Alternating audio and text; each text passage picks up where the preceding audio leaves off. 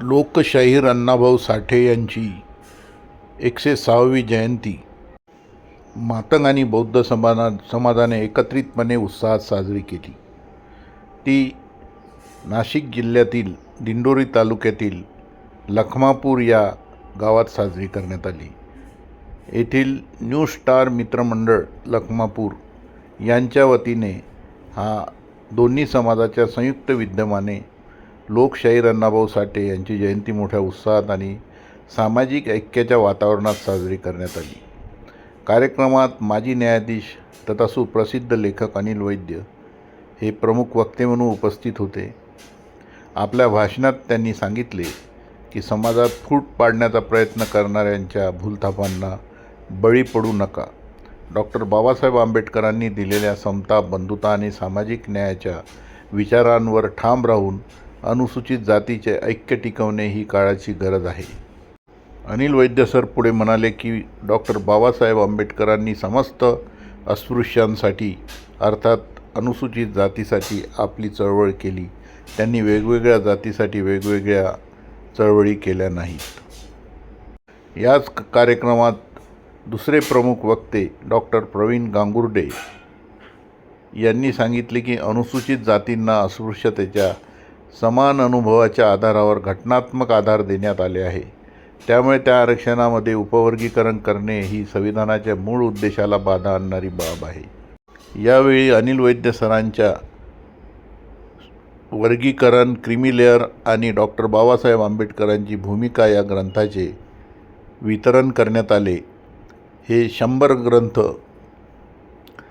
ज्येष्ठ कार्यकर्ते रविराज सोनवणे यांनी सर्व कार्यकर्त्यांना दान म्हणून दिले, भेट म्हणून दिले आणि ज्येष्ठ बौद्धाचार्य श्री आयुष्यमान सोनवणे यांनी या ग्रंथाचं वाचन करावं सर्वांनी, असं त्यांनी आवाहन केलं.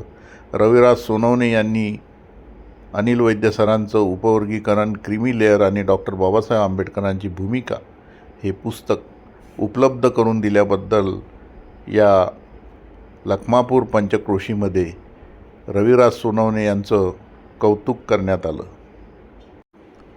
हा ग्रंथ त्यांनी डॉक्टर बाबासाहेब आंबेडकरांचा जो उपदेश आहे की वाचाल तर वाचाल, विद्या हेच चळवळीचं मार्गदर्शक असतं.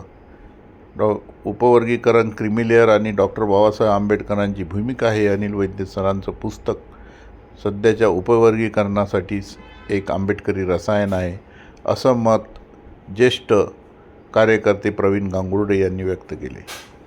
कार्यक्रमाच्या अध्यक्षस्थानी न्यू स्टार मित्रमंडळाचे अध्यक्ष तथा मातंग समाजातील ज्येष्ठ कार्यकर्ते शरद बत्तीसे होते. अध्यक्षीय भाषणात त्यांनी अनुसूचित जातीच्या एकजुटीचे आवाहन अधोरेखित केले. या प्रसंगी वैभव शार्दूल, विशाल जाधव, विवेक बागुल, साहिल पगारे, साहिल सोनवणे, स्वप्नील गांगुर्डे, राहुल गांगुर्डे इत्यादी कार्यकर्ते उपस्थित होते. ग्रामपंचायतच्या सरपंच सौ संगीता देशमुख आणि ग्रामपंचायतचे सदस्य सोनू देशमुख हे सुद्धा या कार्यक्रमाला आवर्जून उपस्थित होते. तसेच परिसरातील अनेक सामाजिक कार्यकर्ते, महिला, युवक आणि नागरिक मोठ्या संख्येने उपस्थित होते. कार्यक्रमाचे प्रभावी सूत्रसंचालन ज्येष्ठ बौद्धाचार्य द.भा. सोनवणे गुरुजी यांनी केले. लोकशाहीर अण्णाभाऊ साठे यांच्या विचारांना अभिवादन करत सामाजिक ऐक्य, समता आणि संविधानातील समाज निर्मितीचा संदेश देत कार्यक्रमाची सांगता झाली. दोन्ही समाजांनी एकत्र येऊन अण्णाभाऊ साठेची जयंती मोठ्या उत्साहात आणि अत्यंत खेळीमेळीच्या वातावरणात पार पाडल्याबद्दल या पंचक्रोशीमध्ये त्यांचं कौतुक केले जात आहे. शेवटी बुद्धाच्या सरयत्तनने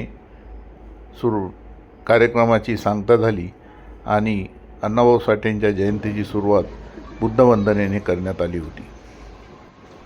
डॉक्टर बाबासाहेब आंबेडकर आणि अण्णाभाऊंना वंदन.